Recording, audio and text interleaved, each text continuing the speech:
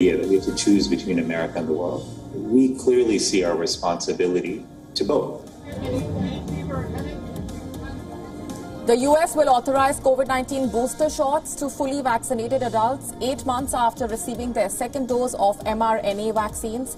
This, while the WHO notes the lack of global vaccine supply, says there was no need for boosters at all, for all.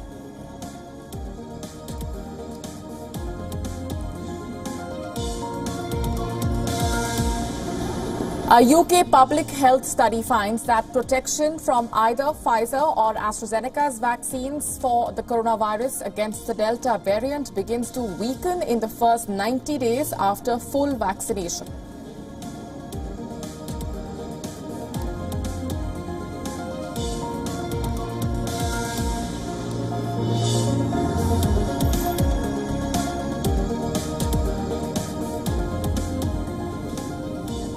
Former President of Afghanistan, Ashraf Ghani, made his first appearance since fleeing Kabul over the weekend as the Taliban closed in. He said that he supports talks between the Taliban and the top former officials. Ghani is currently in the UAE along with his family. The recorded video message was broadcast on his social media page. Ghani said that he had no intention of remaining in exile in the UAE and was in talks to return home. He denied allegations that he transferred large sums of money out of the country before fleeing. He reiterated that he had left in order to spare the country more bloodshed.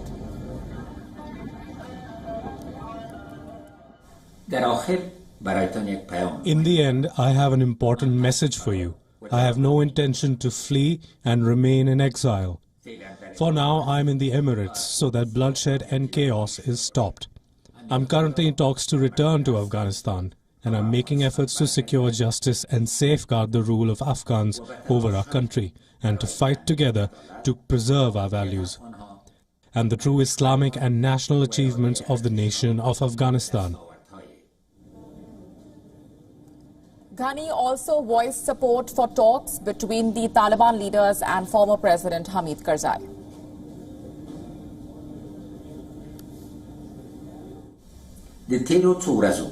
The recent incidents have proved that Afghan citizens want peace. Preventing bloodshed and anarchy in Kabul was a blessing of God. I support the government's initiative of ongoing negotiations with Abdullah Abdullah and former President Hamid Karzai. I want success of this process.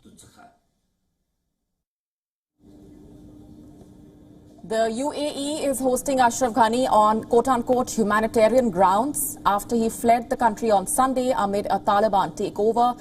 In a brief statement, it said, and I'm quoting, the UAE Ministry of Foreign Affairs and International Cooperation can confirm that the UAE has welcomed President Ashraf Ghani and his family into the country on humanitarian grounds. Earlier reports suggested that Ghani was in Oman after Tajikistan had denied the aircraft carrying him permission to land. Many even said that Ghani may be headed to the United States, as Washington had firmly backed him for all these years.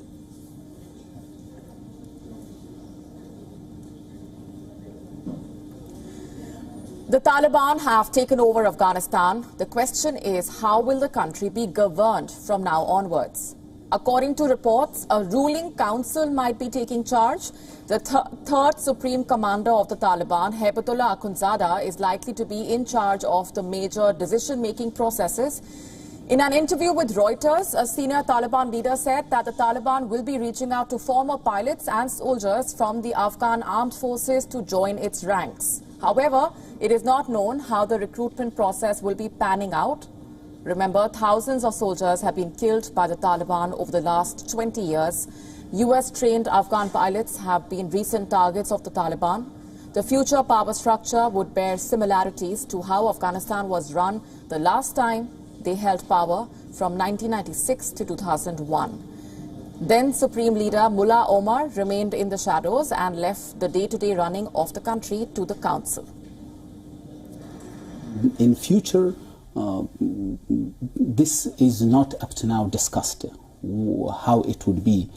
Maybe we have a council, the head of the council, as you call the president, We would call that Rais al-Wazara, or the head of the council, and we will have ministers. All the ministers would be appointed by this council and by the head of the council. Amir al-Mu'mineen is our leader, religious leader, and also politics is part of the religion. The Taliban Supreme Leader has 3 deputies: Maulavi Yaqub, the son of Mullah Omar; Sirajuddin Haqqani, the leader of the powerful military Haqqani network; and Abdul Ghani Baradar, the man who heads the Taliban's political office in Doha. He is also one of the founding members of the group. Many questions regarding how the Taliban would run the country are yet to be answered. One thing known for sure is that Afghanistan would not be a democracy. The top leadership will be discussing governance and further course of action later this week. There is skepticism around women's rights under the Taliban rule. So far, leaders say that the women's right to work, education, how they dress would ultimately be decided by a council of Islamic scholars. We are Muslims. People in Afghanistan, 99.999% are Muslims. And they believe in Islam. When you believe in a law, so definitely you should apply that law. So Islam is a law, and Allah says in Quran that "Udkhulu fi silmi kafa." So we have to apply how to drink water, how to walk, and how to perform prayers, how to run a government. Our ulama will decide whether girls are allowed to go to school or not. One. Second, they will decide whether they should wear hijab, burqa, or only veil plus abaya or something or not. That is up to them. During the Taliban's first press conference after taking over the country, their spokesperson said that women would be allowed to work and study within the framework of Islam. Last time, when the Taliban ruled the country, they had stopped women from working.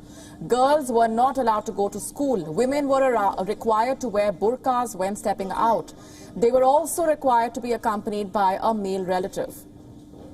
Those who broke the rules were subjected to humiliation and public beatings by the religious police. Western leaders have said that they will be judging the Taliban on the basis of their actions and not their words.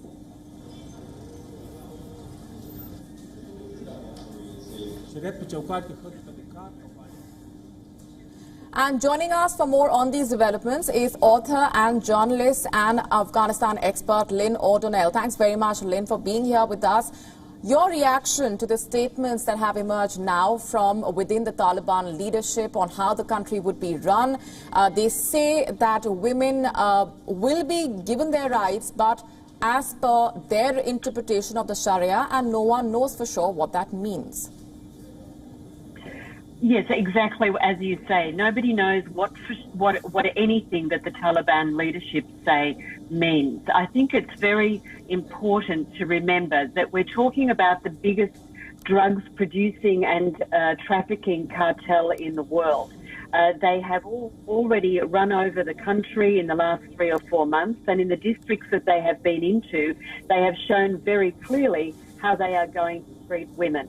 They've forced girls out of school and shut the girls' schools. They forced women out of their jobs and forced them back into their homes. They are only allowed out of their homes in the company of male relatives wearing full hijab. This is not a new Taliban light. This is the same old, possibly worse Taliban. They are liars, they are killers, they are misogynists, they are drug dealers. They cannot be believed. That press conference that they had earlier this week in the government's Media and Information Centre was an aberration. The man who used to run that, Dewa Khan Manipal, was murdered 2 weeks ago as he left Friday prayers by the Taliban. They took responsibility for it. Nothing they say can be believed. Right. When we speak of what the country under the Taliban rule would be looking like, there have been these promises and these claims like we've been discussing. But at the same time, how optimistic are you about any sort of international intervention, be it even from the United Nations? Well, you know, I think that that's a really good question, because what we're seeing at the moment is a complete meltdown of authority, of America, Britain. There's a lot of bleating, but there's no action. We even heard from the head of the British Army yesterday, General Sadiq Carter, saying, well, maybe the Taliban have changed. Maybe they're more reasonable now. I don't know what planet he's been living on, but that's certainly not the case. We haven't heard anything from the United Nations. We haven't heard anything from the European Union.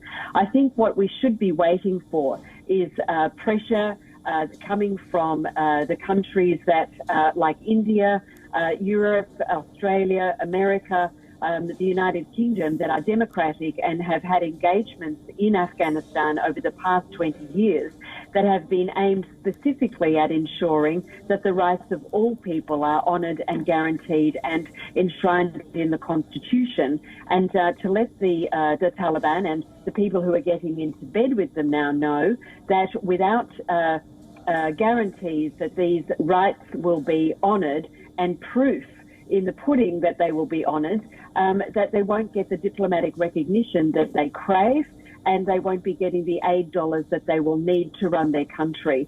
We have to see some spine. We haven't seen it for some time, but it's time for some backbone to be shown when it comes to Afghanistan. There are 38 million people in that country who are terrified, who are trapped, who can't get out, who are looking at civil unrest, food shortages. The banking system has ground to a halt. It's time that the Western and Indian governments really showed what they're made of and put their values into action. Lynn, we're leaving it there for the moment. Thanks very much for joining us with those perspectives. And thank you. With American troops withdrawing, the Afghan people have little choice but to witness their country slip back into the hands of the Taliban. Assurances of peace, promises of human rights being guaranteed were made by the Taliban, like we discussed during that live press conference that they addressed. But what are things looking like on the ground? How are the Taliban treating the Afghan people? Let's start with Kabul. Taliban's armed vehicles were seen patrolling the streets of the capital. Police trucks were mounted with rifles. People were seen walking about. Traffic was moving around the city. But these images showing a palpable sense of fear across the fallen city. With the Taliban now controlling the Afghan capital, residents must now pass through a number of checkpoints to get around, including in the formerly heavily secured green zone of Kabul. And that's not all. The eastern city of Jalalabad has risen up to resist the Taliban forces. The city has drawn a violent response from the country's new rulers. Dozens of people gathered there to protest against the Taliban's rule. People have unfurled the red, green and black national flag. The Taliban flag, a white banner with an Islamic inscription, has been lowered from the areas where they were mounted on.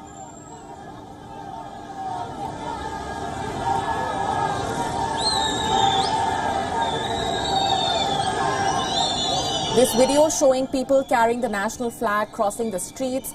The scenes in Jalalabad coming a day before Afghanistan's Independence Day, which commemorates the end of the British rule in 1919. The first pushback against the Taliban takeover in Afghanistan, Jalalabad, was the last city that fell to the Taliban before Kabul. A little while after the protest took place, shots rang out, followed by machine gun firing. The procession stopped and people started raising slogans. The Taliban fired on the protesters in Jalalabad city and hit some video journalists as well. The video shows Taliban firing into the air and hitting the protesters with sticks. As per reports, at least 3 people have been killed in Jalalabad. The pushback against the Taliban even reached the northeastern province of Panjshir, which is over 100 kilometers away from Kabul. Panjshir province is still free from the Taliban, even as they took over Kabul. In fact, it is the only province in Afghanistan which is free from the Taliban's rule as of now. As per a non-profit organization covering the developments in Afghanistan, an Afghan politician and powerful guerrilla commander, Ahmad Shah Massoud, has urged the people of Afghanistan to join him for the freedom of their country. Several other visuals from Panjshir have also been doing the rounds on social media. This video showing the Northern Alliance resistance forces in Panjshir province of Afghanistan. These forces are led by Ahmad Shah Massoud, the son of the legendary national hero of Afghanistan, for his role in fighting the Soviets. Throughout history, Afghanistan's Panjshir province has fearlessly banded together and resisted the occupying forces, from the Soviets in the 1980s to the Taliban in the 1990s. And as per the latest reports, the Panjshiris are regrouping and arming themselves once again, this time to fight against the Taliban, which has already taken over the country, both politically as well as on the ground.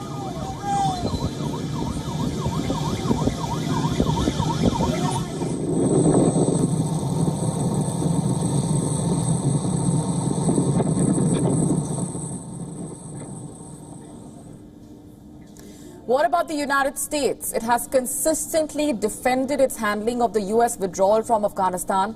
President Joe Biden has now said that the American military presence could extend beyond the August 31 deadline for withdrawal. That is, until every American has been evacuated from the country. In an interview with ABC News, the American president said that the U.S. will do everything in its power to get Americans and U.S. allies in the country out before the deadline. This as up to 15,000 Americans remain in Afghanistan. After the Taliban took full control of the country, thousands in Afghanistan have attempted to flee while the Taliban advanced. The Biden administration has received criticism for the scenes of violence and disorder in recent days. But during the same interview, Biden suggested there wasn't anything that the administration could have done to avoid such chaos. So Americans should understand that troops might have to be there beyond August 31st. No, Americans should understand that we're going to try to get it done before August 31st. But if we don't, the troops will stay. If we don't, we'll determine at the time who's left. And if there are American forces, if there's American citizens left, we're going to stay till we get them all out. Meanwhile, the Pentagon has said that U.S. military officers in Kabul are talking to Taliban commanders about making it easier for Afghans and Americans to enter the airport for evacuation flights. Pentagon spokesman John Kirby has said the discussion centers on Taliban curfews and checkpoints. Taliban obstacles have limited the number of people who are able to reach the U.S.-run evacuation processing points inside the airport. The U.S. Defense Secretary Lloyd Austin has now said that the U.S. troops do not have the capability to help get the people to Kabul airport to be evacuated because they are focused on securing the airfield. Well, we're going to do everything we can to continue to try to deconflict and create passageways for them to get to the airfield. I don't have the capability to go out and extend operations currently into Kabul. There are now about 4,500 U.S. troops on the ground to secure the airport and help the airlift process. Several hundred more troops are expected to fly in over the next 24 hours. 2,000 people, including 325 American citizens, have been evacuated from Afghanistan in 18 flights over the past 24 hours. The Pentagon says the U.S. military is still working towards its goal of getting a maximum of 5,000 to 9,000 people out a day.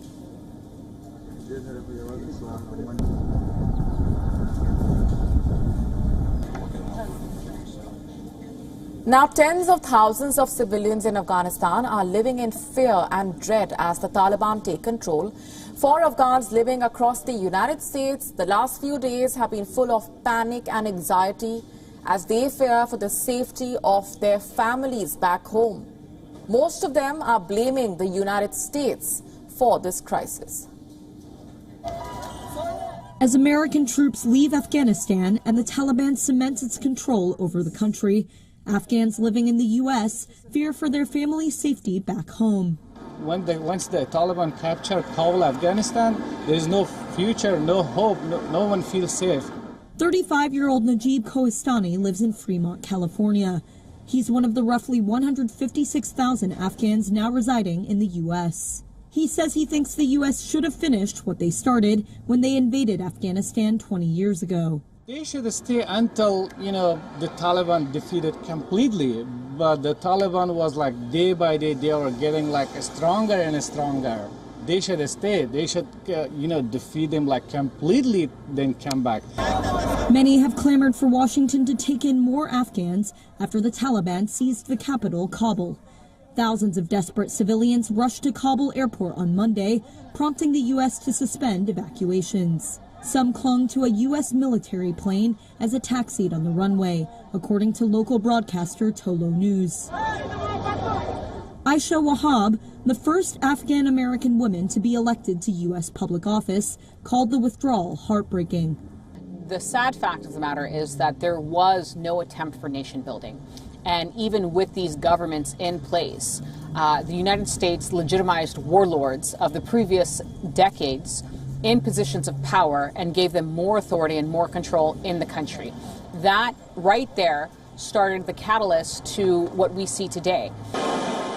Facing criticism over the chaos, U.S. President Joe Biden on Monday defended the withdrawal of American troops, blaming the Taliban's takeover on Afghan leaders who fled the country and a U.S.-trained Afghan army unwilling to fight. The U.S.-based Afghan Council is trying to help Afghans file visa requests for their relatives still stuck in the country. But they say there's little else the organization can do.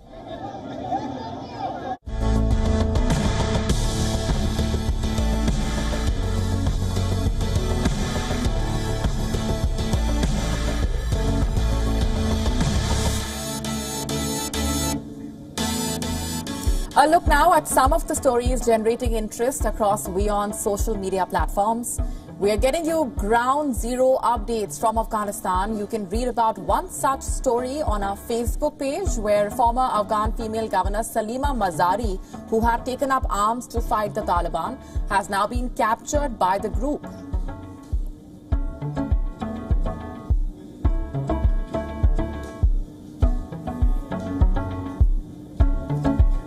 You can also read about the rising temperatures driven by climate change on our Twitter page. The only remaining mountain-top glacier in Sweden, which used to be its highest peak until 2019, has lost another 2 meters in height in a year.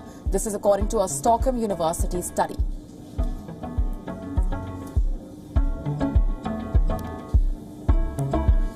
We also get to the latest updates on India's bid to become the space power. You can watch this story on our YouTube channel. The Indian Space Research Organization's Chandrayaan-2 has validated the presence of water on the moon's surface. You can take a look at this story and more on our YouTube page.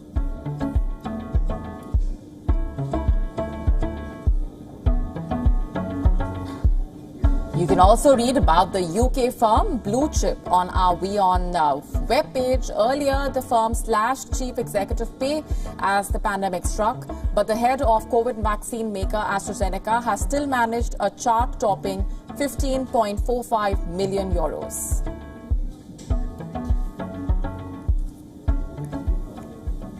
With that, it's a wrap on this edition. We are taking a very short breather. Lots more coming up on the other side. Stay tuned to WION World is One.